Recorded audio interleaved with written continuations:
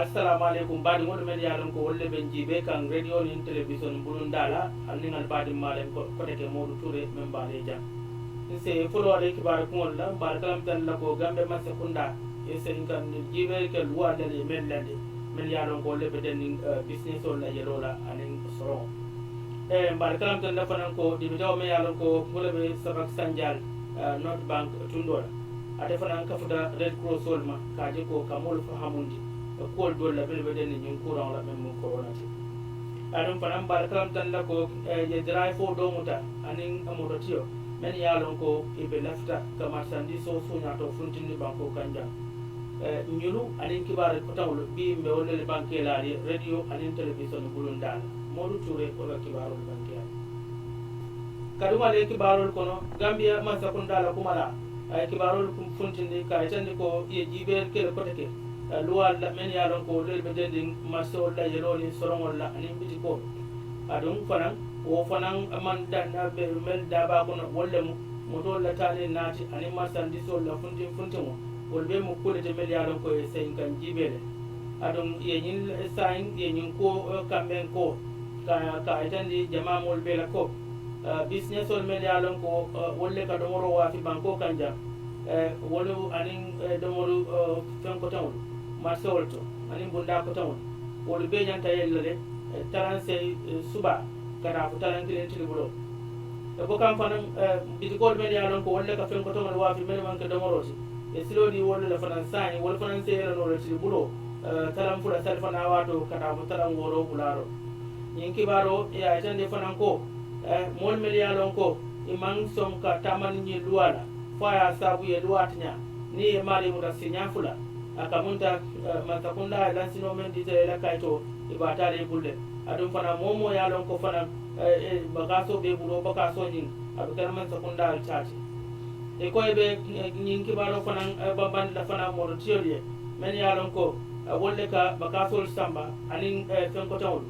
ke bondi banjun nga dalol ko ka botaran saba momo nyanna wutula e ko fana momo yalon ko fana moto ba mo iti ika mama sandi so wutunde banjunna dalol inyanda kay do so daro bala police kunda memba isedia ila tabla ani fana ibodla adum fana e ko e barakaram tan la ko ilmu kullawalle mel ya non ko be lodin mol be nyanda tamala wolle la sainte ministry kunda mel mata luwalen kidi teolla amamme e kay do sama dibite ko to ka jiberike masakunda state of emergency men bondi pour kalafa ito le men fo kayto to non wala mu tel tan ko non to ayanta kala wolti baldi be to kabri ye hakili fa nyokan ina ta ben ka tala ka tel tan nan ani lulti aru janno fo kana ba ko president wala fo ngoye kuma kan di ka state of emergency dundi gambia police olu wo aram zatamila ya to nyan le ko ye motoba drive fo do mutale anin ala motoba tiyo fam adum tafawtale puruka marsandiso do bondi banko kan ka sunya to funtinde wo marsandiso wolle mu sugur boto tannan anin kilinti kata fonyi madar safunoru akaton fula anin fanan katolulu memu nyin tulolti me yara wolle masin tulolti police on nakumala ASP Lamin Jai ani fodo ko nyimo fulol nyin temben ye tumiro le kanne me yalan ko wolbe de luat nyaala sato me yalan ko wole den in 2020 membe den motol la tani na la business on la ko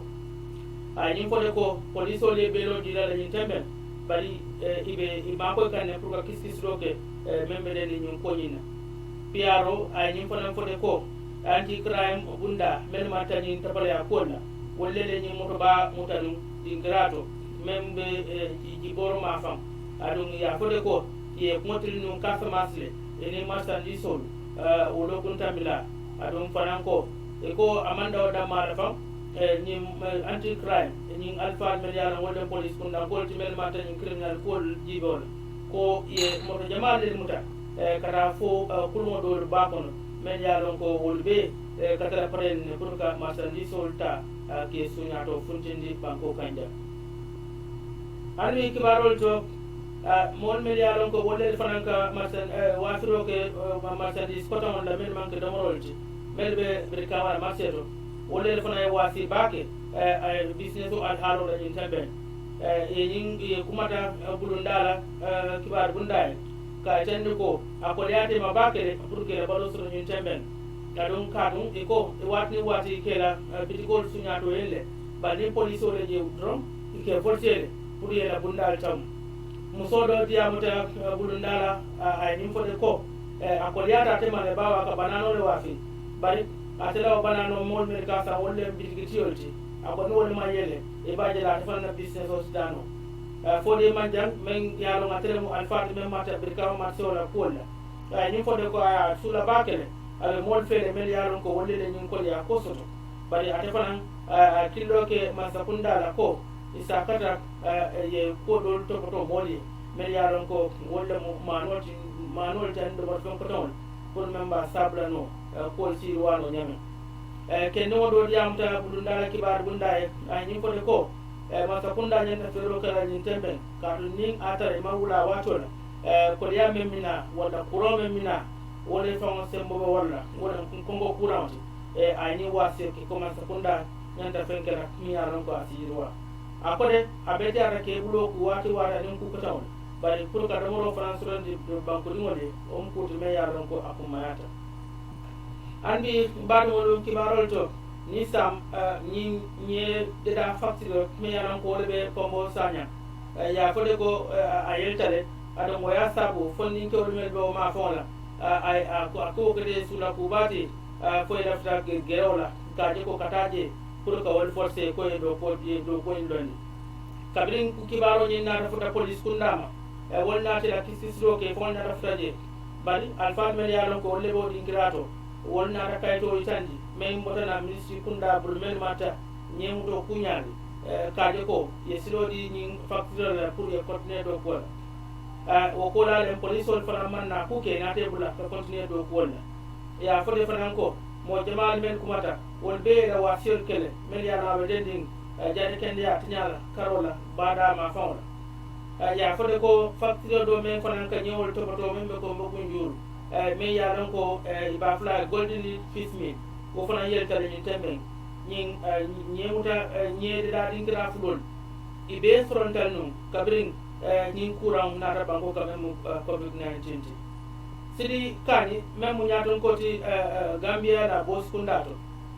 nyin fode ko ye bos kutol bondi la nyin temben men yaran ko be kafla bos kotamala ma banko kan pour memba sabla tani na so yano moli men yalon ko lebe ko motba bango kan nyam akode man sakunda le udin naro kela adum ani fana fode ko mon men yalon ko ila njuta e silo fana bula wolien pour memba sabla no istano la motol akode nyi mboso be bola banjune kata westfield kata taboko to breka sere kunda kata ni sere jobula mbedbala kata ko ton tebul brusibi ani fode ko bosol men yalan ko soto mansia bari abe afita dikela tani na ko de la men yalan ko ya ko le kere nyin tambe yin fana fode ko hani kabrin wato men gam masakunda man killo ke ka foko motol ye la pasasel tala akoy to la bos kunda ye la pasasel tala le adum fana ila bosol fana ke pompile o ko la fana ila bos to bol be dada banko ka watni wati e ka modu e ka modu kille pour meliala wole tabla boso kon e bulol ku janni ka bula boso kon minista men mata jare kende ya kunya la docteur Ahmed Lamin Samate yin fode ko Gambia sai modu kutake wole soto da meliala ko yin courant soto men coronavirus waya sabu Gambia sai men bi da mo woro nyom wole le nyom courant soto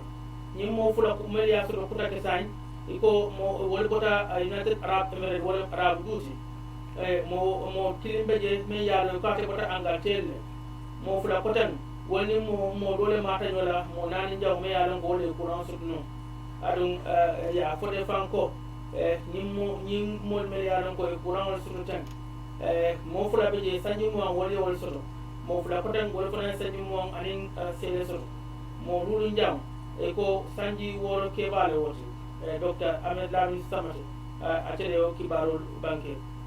adon ay nim fode ko banko mol nyata kalam tala ko nyin kuram abe kene banko kan nyin temen woto jaral laman so dala sainten woto be nyata wati ke bulol ku adum fanan ka jam fanyola o fanan kuma atala anin ka sabati soba Gambia dim fula yo fanan mutanon kabrin immigration police or be taman tamon no eko e botnan Casamance le ka sunya to dum kananin do mondiri sifo la naneola adu kola len enata kedi alfa la men yalan ko wolle mata ni ko kedola banko kanja ya fode ko Gambia ayala nanol soro na nyintemben bari wati mol ka sunya to dum banko kanne kabana fanna ko tawne e ko de ni mol men yalan ko e muta ye sinit la ken ne fro tiltan anin nali bo wala kala din kira kelin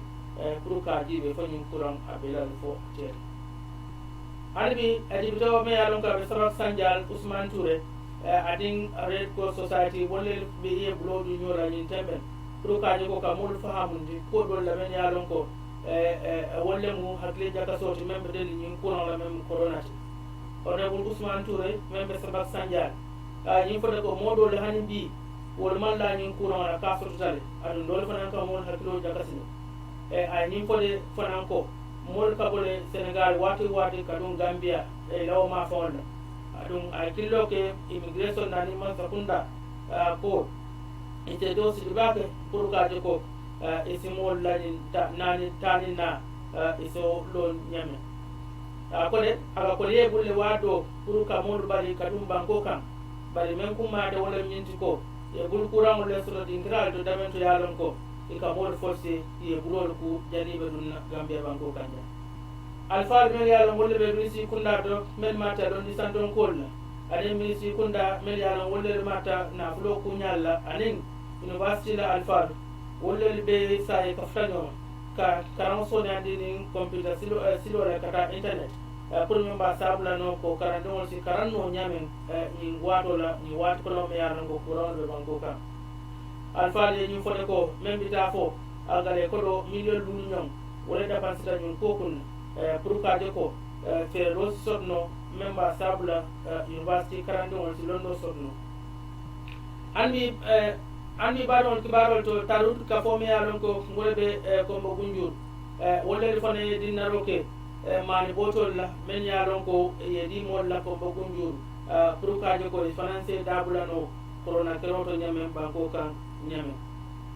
ya itandi fan ko e man botol leddi mel munyi kilo talul man botol ijama men bita fo